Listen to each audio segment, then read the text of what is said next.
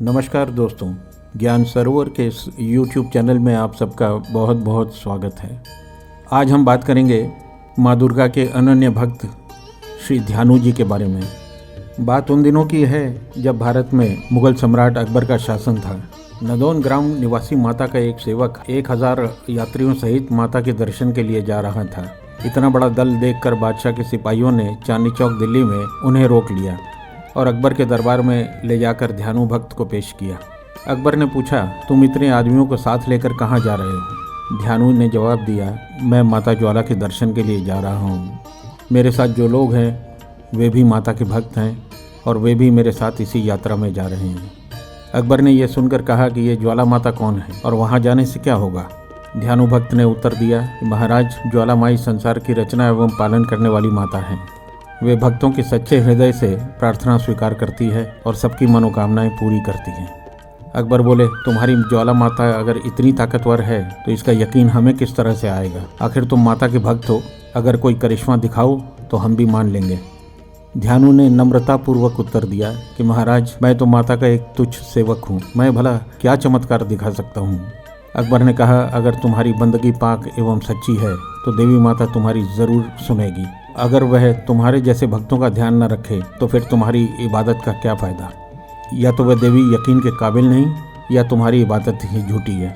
इम्तिहान के लिए हम तुम्हारे घोड़े की गर्दन अलग किए देते हैं। तुम अपनी देवी से कहकर उसे दोबारा जिंदा करवा लेना। इस प्रकार घोड़े की गर्दन काट दी गई। ध्यानु भक्त ने कोई उपाय न देकर बादशाह से 1 माह की अवधि मांगी तथा घोड़े के सर व धड़ को सुरक्षित रखने की प्रार्थना की। अकबर ने ध्यानु भक्त की बात मान ली। यात्रा करने की अनुमति भी मिल गई।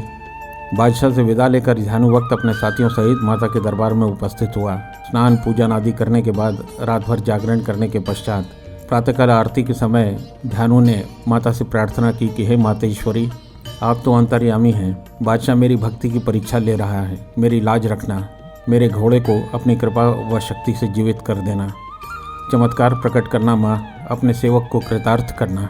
यदि आप मेरी प्रार्थना स्वीकार नहीं करेंगी तो मैं भी अपना सिर काटकर आपके चरणों में रख दूंगा, क्योंकि लज्जित होकर जीने से मर जाना अधिक अच्छा है। यह मेरी प्रतिज्ञा है, आप कृपया उत्तर दें। कुछ समय तक मौन रहा, कोई उत्तर नहीं मिला। इसके पश्चात भक्त ने तलवार से अपना शीश काटकर देवी के चरणों में भेंट कर दिया।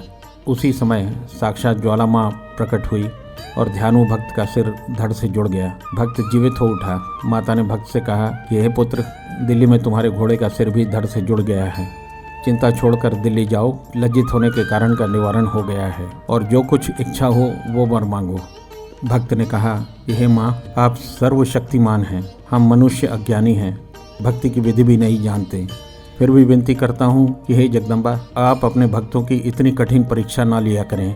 प्रत्येक संसारी भक्त आपको शीश भेंट नहीं दे सकता। कृपा करके हे माँ, किसी साधारण भेंट से ही अपने भक्तों की मनोकामनाएं पूर्ण कर दिया करो। तथास्तु, माता ने कहा। अब से शीश के स्थान पर केवल नारियल की भेंट व सच्चे हृदय से की गई प्रार्थना द्वारा मनोकामना पूर्ण करूंगी।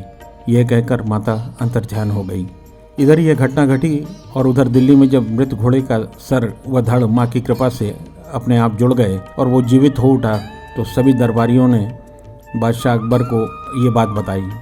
बादशाह आश्चर्यचकित हो गए। अपने सिपाहियों को ज्वाला जी भेजा। सिपाहियों ने वापस आकर अकबर को सूचना दी कि वहाँ ज़मीन से आग की लपटें निकल रही हैं। शायद उन्हीं की ताकत से ये करिश्मा हुआ है। अगर आप हुक्म दें तो इन्हें बंद करवा दें। अकबर ने स्वीकृति दे दी, परंतु कुछ इतिहासकारों का मानना है कि अकबर की स्वीकृति के बिना ही शाही सिपाहियों ने ऐसा किया था। कहा जाता है कि शाही सिपाहियों ने सर्वप्रथम माता की पवित्र ज्योति के ऊपर लोहे के मोटे मोटे तवे रखवा दिए, परंतु दिव्य ज्योति तवे फाड़कर ऊपर निकल आई। इसके पश्चात एक नहर का बहाव उस ओर मोड़ दिया गया, जिससे पानी का निरंतर बहाव ज्योति के ऊपर गिरता रहा।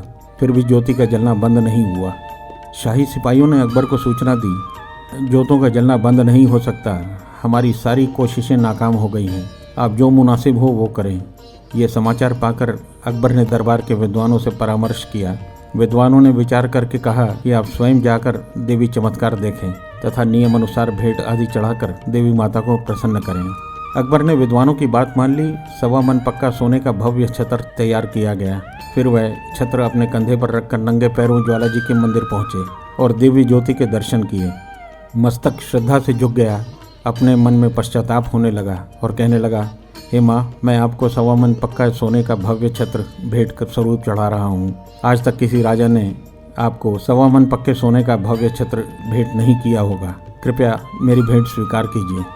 अकबर के घमंड भरे शब्द बोलते ही छत्र पर एक दिव्य ज्योति प्रकट हुई और फिर अकबर से वह छत्र नीचे गिर गया। और जैसे ही वो छत्र नीचे गिरा, वो सोने का न रहा, किसी विचित्र धातु का बन गया, जो न लोहा था, न पीतल, न तांबा और न धातु। अर्थात देवी ने भेंट अस्वीकार कर दी। इस चमत्कार को देखकर अकबर ने अनेकों प्रकार से स्तुति करके माता से क्षमा याचना की और अनेक प्रकार से पूजा करके दिल्ली वापस लौटा। आते ही सिपाहियों के लिए सभी भक्तों से प्रेम पूर्वक व्यवहार करने का आदेश दिया। अकबर बादशाह द्वारा चढ़ाया गया खंडित छत्र ज्वाला माता के दरबार में आज भी देखा जा सकता है, जो देखने से सोने का प्रतीत होता है। भार भी सोने का ही है, पर किसी भी धातु का नहीं। ये माता की कृपा है, ये माता की शक्ति है। वो भक्तों का लाज भी रखती है और अभिमानियों का अभिमान भी तोड़ती है। प्रणाम है मेरी माता को। जय माँ जगदम्बे। दोस्तों, आशा करता हूँ आपको ये कहानी पसंद आई होगी। कृपया हमारे इस चैनल को लाइक, सब्सक्राइब और शेयर ज़रूर कीजिएगा और कमेंट्स बॉक्स में अपनी राय व्यक्त कीजिएगा। धन्यवाद। जय श्री श्याम।